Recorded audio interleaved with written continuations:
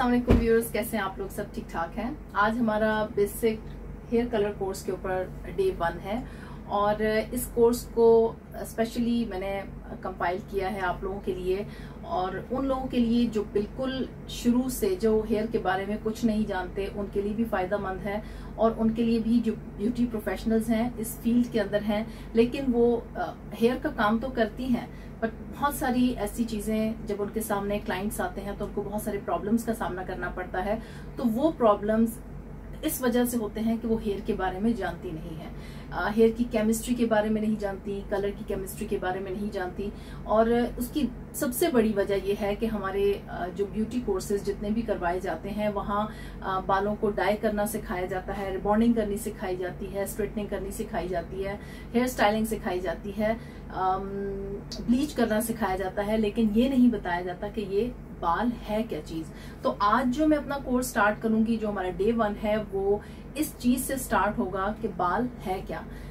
जब भी आप ये देखें कि अगर आप स्किन के ऊपर काम कर रही हैं, आप हेयर के ऊपर काम कर रही हैं, आप बॉडी के ऊपर काम कर रही हैं, किसी चीज के ऊपर भी काम कर रही हैं, जब तक आप उसके बारे में ये नहीं जानेंगी कि ये बेसिकली है क्या चीज, ये किस चीज से बनी है, हम ऐसी कौन सी चीजें हैं जब हम इनके ऊपर लगाएंगे तो वो रिएक्ट कर सकती हैं, और ऐसी कौन सी चीजें हैं कि जो हम अपनी स्किन या बॉडी, जो भी आप काम कर रही हैं, उनके ऊपर लगाएंगे तो वो हमारी बॉडी के लिए, ये हमारे बालों के लिए, ये हमारी फेस के लिए, स्किन के लिए फायदेमंद होगी।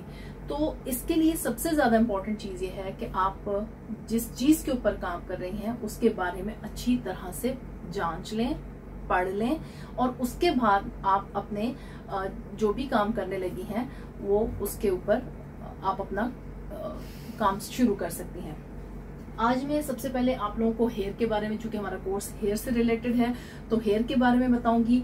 जो सबसे इम्पोर्टेंट चीज है कि बाल है क्या चीज, व्हाट इज हेयर। नॉर्मली बाल हमारे जिस्म के ऊपर, आप किसी भी मर्द हो या खवातीन हो, एक खूबसूरती का आंसर समझे जाते हैं कि अगर आपके बाल खूबसूरत हैं, चमकदार हैं, लंबे हैं, तो वो एक खूबसूरती की अलामत समझे जाते हैं। लेकिन जब आप इन्हीं बालों के ऊपर, आजकल चूंकि फैशन इंडस्ट्री बहुत ज्यादा डेवलप हो चुकी है और आप लोग हर कोई, चाहे यंग लड़कियां हैं, वो भी अपने बालों को डाई करना चाहती हैं, स्ट्रीकिंग करवाना चाहती हैं, रिबॉन्डिंग करवाना चाहती हैं, और जो एजेड खवातीन हैं वो भी मजबूरन हो या जिस तरह भी हो, वो अपने बालों को डाई करती हैं। अब डाई कितनी किस्म के होते हैं, मार्केट में किस किस किस्म के डाइज अवेलेबल हैं, ये भी हम बताएंगे, लेकिन हमारा ये नेक्स्ट डे का लेक्चर होगा। आज हम सबसे पहले हेयर के बारे में पढ़ेंगे कि हेयर क्या चीज है। बाल बेसिकली एक कह लें कि एक ऐसे मादे से बनता है जिसको प्रोटीन कहा जाता है, लेकिन अगर हम उसको हेयर की लैंग्वेज में हम जब बात करें तो उसको केराटिन कहते हैं। केराटिन का नाम आपने बहुत ज्यादा सुना होगा, केराटिन ट्रीटमेंट, केराटिन रिबॉन्डिंग, बालों के लिए केराटिन आप ये कर लें। तो ये जो केराटिन है, ये वो चीज है जिससे आपका बाल बनता है। और बाल की जो अमूमन हमारे जो सर के ऊपर हैं वो 1 लाख से ज्यादा बाल होते हैं, आपको वैसे पता नहीं चलता, लेकिन जब एक बच्चा पैदा होता है, आप उसकी बॉडी के ऊपर भी देखें, उस वक्त बाल इतने नुमाया नहीं होते, लेकिन जैसे से वो ग्रो करना शुरू होता है, बाल जिस्म के ऊपर आते हैं, तो आपको पता चलता है कि जिस्म के किस किस हिस्से पे बाल मौजूद हैं। अमूमन हमारे हथेली, हमारे पाँव के तलवे, इन हिस्सों पे हमारे बॉडी पे बाल नहीं होते, लेकिन अदरवाइज बाकी सारी जिस्म के ऊपर हमारे बाल, होंठों पे भी बाल मौजूद नहीं होते, और बाकी सारी बॉडी के ऊपर बाल मौजूद होते हैं। बेसिकली जो बॉडी के ऊपर बाल होते हैं उनका काम होता है आपकी जिस्म को गर्मी सर्दी से बचाना। आपके जो छोटे मोटे जो शॉक्स होते हैं, किसी भी वजह से, लाइक आपने हल्का सा किसी ने पंच कर दिया और आपकी जो स्किन है, स्किन के साथ साथ वो आपके बाल जो है वो आप उसको प्रोटेक्ट करने के काम आती है। इसके अलावा आपकी जिस्म के टेम्परेचर को बैलेंस रखने के काम आते हैं ये बाल। आपके आईब्रोज के बाल हैं वो आपकी जो हमारे गर्मियों में पसीना आता है, माथे से बहता है और वो उसको ड्रॉप होने से, आंखों तक गिरने से बचाते हैं। पलकों के बाल जो हैं वो किसी भी चीज को आंख के ऊपर एंटर होने से, यानी आंख की हिफाजत के लिए हैं। और सर के बाल ज्यादा थिक इसलिए होते हैं कि सर हमारे जिस्म का सबसे नाजुक हिस्सा होता है और वो हमें किसी भी बैरूनी चोट से, खूबसूरती के साथ साथ बैरूनी चोट से भी बचाते हैं। जो बालों की जो स्टडी है, जो हमारी जो प्रोफेशनल लैंग्वेज में बालों के बारे में पढ़ने को ट्राइकोलॉजी कहा जाता है। मैंने यहाँ पे इसको लिखा है, ट्राइकोलॉजी कहा जाता है। अब अगर हम ये देखें कि हमारी अगर सर पर 1 लाख से ज्यादा बाल हैं तो बाज़-औक़ात लोग ये तसव्वुर करते हैं जिनके बाल थोड़े से भी बाल गिरते हैं तो परेशान हो जाते हैं कि पता नहीं शायद हमारे हेयर लॉस शुरू हो गई है। लेकिन 50 से 100 बाल डेली गिरना नॉर्मल है। लेकिन चूंकि हमारा हेयर लॉस के ऊपर एक अलग से लेक्चर मौजूद है तो मैं आज इसके ऊपर बात नहीं करूंगी।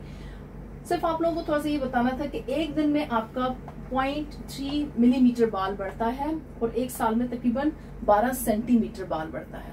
तो आप लोगों को कम से कम ये पता चल जाए कि जैसे ग्रे हेयर है किसी का, आपने डाई लगाया, अक्सर लोग 2 हफ्ते बाद कहते हैं कि हमारा जो डाई जो लगाया था वो उतर गया, जबकि ऐसा नहीं होता। आपका बाल बढ़ रहा होता है और जो जड़ से बाल निकलता है वो जाहिर बात है उसके ऊपर तो डाई नहीं लगा होता, तो वो सफेद हो जाता है और आपको ऐसे लगता है कि आपका जो आपने जो भी डाई लगाया था वो वॉश हो गया है, लेकिन ऐसा नहीं होता। अब मैं बाल के स्ट्रक्चर के ऊपर आऊंगी कि बाल का स्ट्रक्चर जो है वो बाल इस शक्ल का होता है और जड़ में से, पहले हम इसको जड़ से शुरू करेंगे कि बाल जड़ से कैसा दिखता है। क्योंकि हमें बाल का जड़ के अंदर वाला हिस्सा तो नजर नहीं आता, लेकिन हमें जो जड़ से बाहर होता है वो हिस्सा हमें नजर आता है और वो अमूमन इस तरह का ब्लैक या ब्लॉन्ड या ब्राउन या जो भी आपका जिस कलर का बाल है वो आपको नजर आता है। लेकिन जड़ के नीचे बाल की एक्चुअल सबसे एक बाल एक खोल के अंदर होता है। बाल की जड़ जो होती है वो एक खोल के अंदर होती है। देखिए आप बाहर आपको नजर आ रहा है और उसके अंदर ये बाल जो है वो नीचे तक, बाल जब ऊपर से जड़ से जब नीचे आता है तो वो इस तरीके से फैल जाता है और उसकी आपने अगर जड़ से निकाल के बाल देखा हो तो वो नीचे से व्हाइट होता है, यानी उसका ट्रांसपेरेंट सा होता है, कलर कोई नहीं होता। और उसके अंदर उसकी जो जिस चीज के अंदर बाल होता है उसको फॉलिकल कहते हैं, हेयर फॉलिकल कहा जाता है।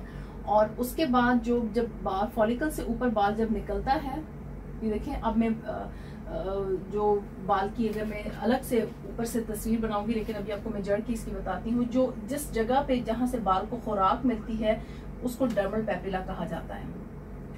फिर ये यहाँ से उससे ऊपर जो है ये बाल का फॉलिकल है।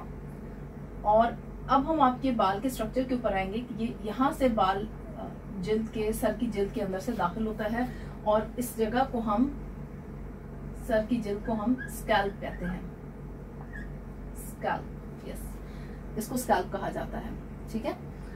और जब बाल बाहर निकल आता है, बाल जब जड़ के अंदर होता है उस वक्त वो जिंदा होता है, उसको हम लाइव कहते हैं, क्योंकि वो खुराक भी ले रहा होता है आपकी बॉडी से, वो सांस भी ले रहा होता है, उसकी जो ये हिस्सा है वो हिस्सा जिंदा होता है, इस पार्ट को जिंदा कहा जाता है। लेकिन जब ये जड़ से बाहर निकल आता है तो ये डेड हो जाता है। इस वक्त आप जो जड़ से बाल निकले हुए बाल को अगर आप ऑक्सीजन प्रोवाइड करना चाहें तो उसको कोई फायदा नहीं, क्योंकि वो जड़ से निकल आया है और वो मुर्दा हो चुका है। उसकी सबसे बड़ी मिसाल ये है कि जब आप बाल को काटते हैं तो आपको कोई तकलीफ नहीं होती, और जो इसी तरह नाखून है वो आपका डेड हिस्सा होता है, उसको कोई तकलीफ नहीं होती।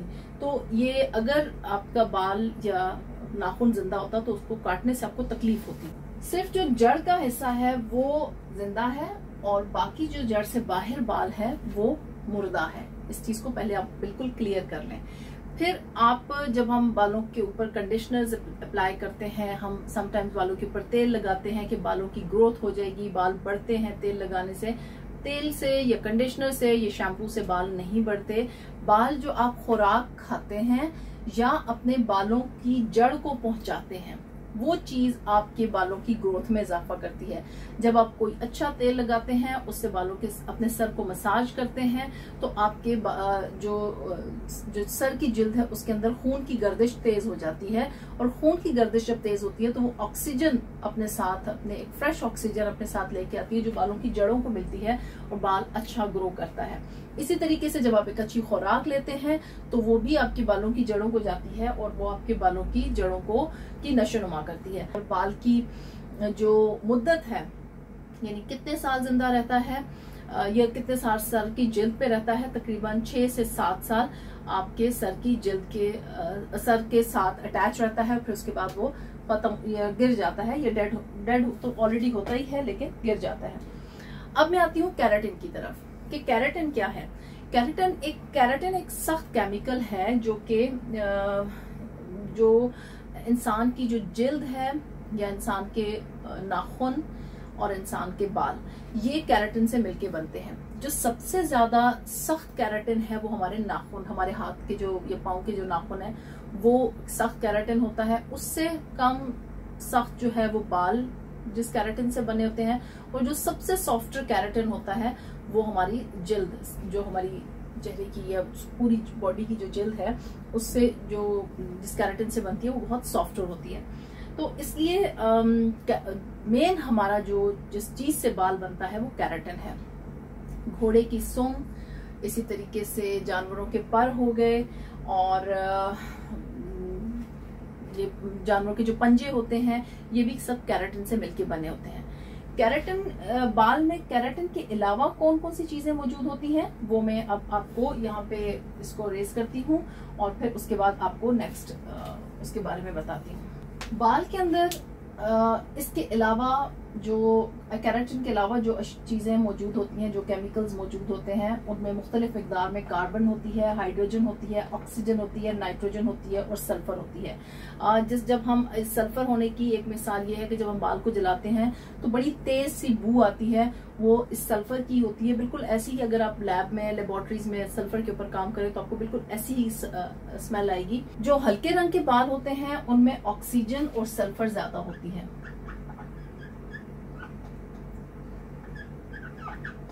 और जो डार्क कलर के बाल होते हैं उनमें हल्के रंग के बाल, और जो डार्क कलर के बाल होते हैं उनमें कार्बन की मिकदार ज्यादा होती है। काले बाल, ये डार्क कलर के जो बाल होते हैं उनमें कार्बन और हाइड्रोजन,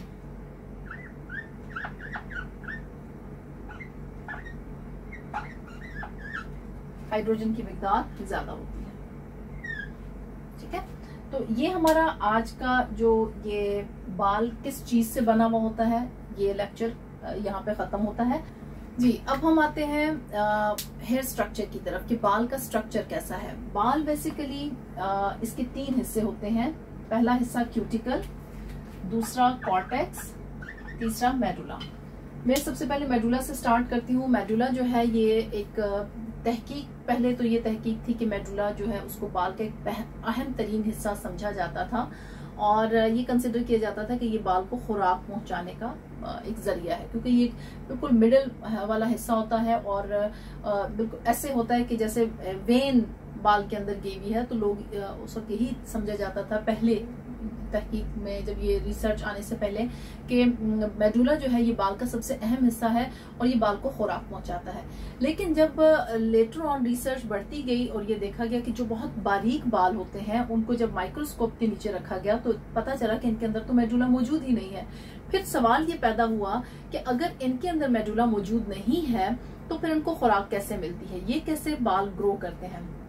तब ये बात उसमें ये नई रिसर्च सामने आई कि जो मेडुला है बेसिकली बाल की मोटाई के लिए, यानी उसकी थिकनेस में इजाफा करता है, बाल की मोटाई में इजाफा करने के लिए होता है। इसके अलावा उसका कोई और काम नहीं है, कोई और खातिर ख्वाह काम नहीं है। तो इसलिए मेडुला को सिर्फ एक बाल की मोटाई की हद तक उसको महदूद कर दिया गया। सेकेंड पार्ट जो हमारे पास आता है कॉर्टेक्स। कॉर्टेक्स बहुत इंपॉर्टेंट। अब मैं बाल की यहाँ पे स्ट्रक्चर बनाती हूँ। अगर हम बाल का स्ट्रक्चर बनाएं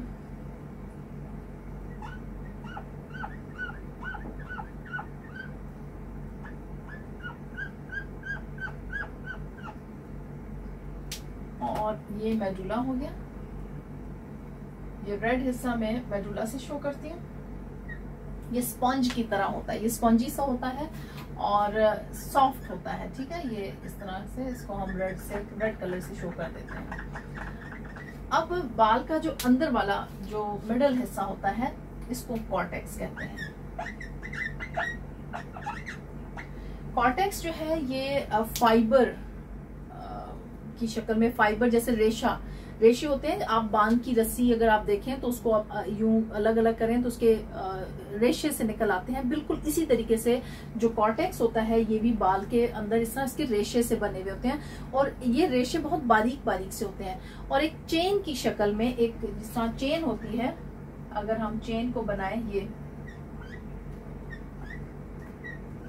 इस तरह एक दूसरे के साथ ये जुड़े हुए होते हैं। ठीक है, ये इस तरीके से चेन की शक्ल में एक दूसरे के साथ जुड़े हुए होते हैं और ये लंबी लंबी, जितना लंबा बाल होगा उतना ही लंबा ये जो कॉर्टेक्स के अंदर जो फाइबर है ये उतना ही लंबा होता है। और इसको जो मतलब एक वैसे तो इस तरीके से जुड़े होते हैं लेकिन इनकी शक्ल एक स्प्रिंग की मानद होती है। जो मैं आपको, क्योंकि जब मैं इसके बारे में पढ़ाऊंगी तो मैं इसके स्ट्रक्चर को दोबारा से डिस्कस करूंगी, फिर मैं आपको बताऊंगी। ये इस तरीके से ये यूं जुड़े हुए होते हैं। ये इस चीज को रिबॉन्डिंग का जब हम चैप्टर पढ़ेंगे, रिबॉन्डिंग के बारे में जब मैं आपको बताऊंगी तो ये बहुत इंपॉर्टेंट है। इस चीज को इस स्ट्रक्चर को अपने माइंड में रखिएगा। फिर हम इस स्ट्रक्चर को डिस्कस करेंगे कि रिबॉन्डिंग बॉन्ड्स टूटते कैसे हैं, क्योंकि ये बेसिकली बॉन्ड्स के जरिए से एक दूसरे के साथ जुड़े हुए होते हैं। तो ये हो गया हमारा कॉर्टेक्स। अब कॉर्टेक्स जो है ये सबसे इंपॉर्टेंट पार्ट जो है, ये सेकंड पार्ट होता है। उसको सबसे इंपॉर्टेंट इसलिए कहा जाता है कि आपका जितना भी केमिकल प्रोसेस है, चाहे वो आप रिबॉन्डिंग करते हैं, चाहे आप पर्मिंग करते हैं, बाल स्ट्रेट कर रहे हैं या फिर आप डाई कर रहे हैं, ब्लीच कर रहे हैं, वो सारे का सारा इस कॉर्टेक्स के अंदर इस हिस्से में होता है। आपके बालों का पिगमेंट जो है, आपके बाल काले हैं, आपके बाल ब्राउन हैं, आपके बाल ब्लॉन्ड हैं या आपका बाल सफेद है, ये हिस्सा डिसाइड करता है कि आपके बालों का रंग कैसा होगा। ये जो कॉर्टेक्स है ये इस हिस्से में ये इस चीज का डिसीजन होता है कि आपके बालों का रंग कैसा होगा। आपने बालों को ब्लीच किया तो वो ब्लीच इस हिस्से में जाके काम करेगा।